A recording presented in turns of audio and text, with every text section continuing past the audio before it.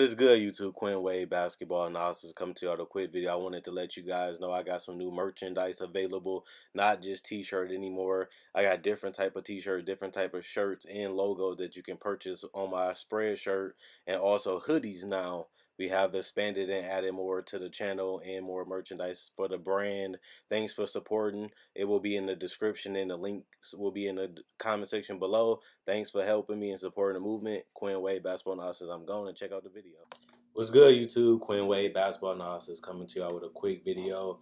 We're going to talk about the hustling Jazz. They literally doing everything I said they should do last year. And it's good because as long as you have opportunity to change your fortune and change how you're playing, and you're blessed to see another day, you still have a chance. And I thought they should have made the Mike Conley trade during the trade deadline. They make it this year. It's good because now they can get some chemistry. They can get some preseason games in. They can get some things worked out in training camp. And they got a full season instead of a little bit of a quick adjustment and throwing it together like they would have did at the trade deadline. So I like what they're doing. And looking at what they just did again, adding Ed Davis, adding Jeff Green, adding Mudiay, they really loading this roster up. And it looks crazy right now. I thought the weakest part about the Jazz was the fact that they had no bench. They traded all their shooting for Mike Conley, which wasn't bad because you got Mike Conley and you got Joe Ingles that can handle the ball and shoot. You also got Donovan Mitchell, who's a streaky scorer, but he still can do multiple things that he don't have to be relied upon as much because now you do have Mike Conley and you do have Bojan now. You got a guy that can play the 3 or the 4 sometimes, and he can give you ball handling and shooting. So you have an intriguing offense. And I like Quinn Snyder. I've been riding with him for the last couple years. I told him that they was going to make the playoffs for the last couple years, and they have. And I feel like this is the best roster they done had for a while. And I'm just talking about on paper. Like, this could blow up. This could not work. This could be a mistake. But when you look at what they've been able to accumulate since the Mike Conley trade, this looks like one of the best rosters in the NBA, top to bottom. And I like the additions of Mudiay. I like the additions of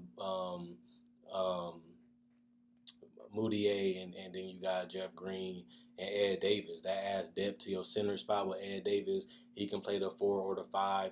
He gives you a guy that can come in and give you some toughness, set some screens, finish around the paint. And he's another guy that's just going to come in and do his job. He's not going to get a lot of touches, but when he is on the court, he's just going to give you productivity. And that's all you need him to do. You don't need him to be a force. You don't need him to be this game-changing player because that's what Rudy Gobert's job is. And he's already Defensive Player of the Year 2 times in a row, so you don't really have to change too much of that. But I know people going to complain that Mudiay can't shoot, but Mudiay coming off the best season of his career. Yeah, he did play on a bad team. He was able to put up stats and get opportunities. But ain't that what we wanted from Mudiay? We wanted to see what Mudiay can really do. And I feel like with the Knicks team not really having that much shooting and they was rebuilding and he didn't play the whole entire season, he still gave you a quality season, even though his back was against the wall. And he played 27 minutes last year, gave you 44% from the field. People made fun of him because he couldn't score. I told you guys that his ability to create his shot when he was a rookie, before he even played an NBA game, I said his shot creation is going to be the detriment or the pro of his career. If he can't create his own shot, he's not going to make it in the NBA. If he finally develops a shot, even if it's a pull-up, even if it's a fadeaway, even if it's a stop and pop off a screen, if he develops some type of shot, some type of scoring ability, he can be a decent player in this league. Obviously, he didn't pan out to be the pick that he was in the top 10, but he did show that he can really be something special. And Quinn Snyder know how to get the best out of his players. He had players like Alec Burke and them that wasn't really known as great shooters coming in, even Dante Exum, but he knows how to get them in spots. Even Donovan Mitchell, he came into the NBA. He wasn't known as a shooter, and Quinn Snyder made him into a star, putting them in the right positions, and they didn't really have the floor space. And then a couple seasons ago, they had it last year, but now they're trying to play as a team. So Mudiay is not going to be asked to carry the load. He's not going to be asked to be the sixth man. He's going to be asked to come in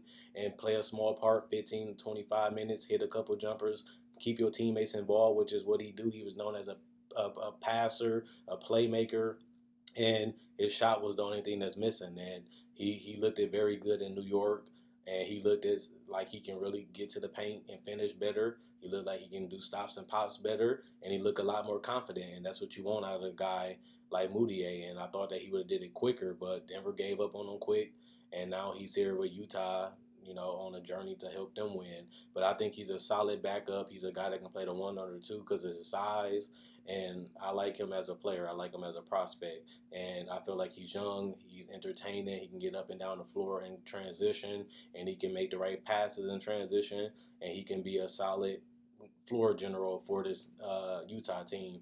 And also Jeff Green, he's a guy that some people love, some people hate because he didn't live up to the potential, but he's a guy that doesn't complain. He's going to come in and give you whatever he can in those minutes. And if it's shooting a three, if it's transition, if it's guarding, if it's switching, he's still a solid player. He's not going to be, like I said about Moody and Ed Davis, they're not asking him to be 10-point scorers. They just asking, when you come in, we need you to do this. We need you to be here. We need you to be there. And that's all we need you to do. This is a system team. You just need to be in the right spots at the right time in the right area when the ball is moving or somebody got the ball. And Ed Davis can do that. Mudiay can do that. And so can Jeff Green. They're not asking them to take over. They're not asking them to get 15 points. They're just asking them be in the right spots, move the ball, play a role, and that's it. And all three of these guys can do that. I know Ed Davis got signed a while ago, but I didn't really see enough for the Jazz outside of Bojan. But now that I see that they added two more players, well, 2 more, including Ed Davis, might as well put them all together and tell you guys what I think. Do you think these are good pickups? No long-term commitment, no expensive contracts. They can get out of these contracts if they don't want them. They are tradable players. They are waivable players because they're not really worth much. So this is just them taking gambles on veterans that they know what they can do, and they already know how they want to use them. And now it's just about seeing how they play on the court and seeing what their role will be on this team, which is going to be just either dive to the rim, create a shot, play in the pick and roll, or just knock down shots and get out in transition. And I think Jeff Green, Mudiay, and Ed Davis can do all those things. But let me know what you guys think in the comment section below. Do you like the deal? You don't like the deal? Or do you don't like the players? Or you think Utah is a team to beat in the West? A lot of people saying that right now. A lot of people saying Utah, they're good. And they added more depth to their bench. They 8 to 9 deep now. And I didn't see that this quick. But they scary. They can defend. Mudiay can be a decent defender. Jeff Green is a decent defender and can switch, play 2 guards, 2 threes, and some 4s and some 5s. Because some 5s like Draymond Green goes very small, and you can play him out there to guard him, and he can give you rebounds and toughness. So I like it. I'm liking the Jazz right now. They got better, and I like that. At the end of the day, let me know what you guys think in the comment section below.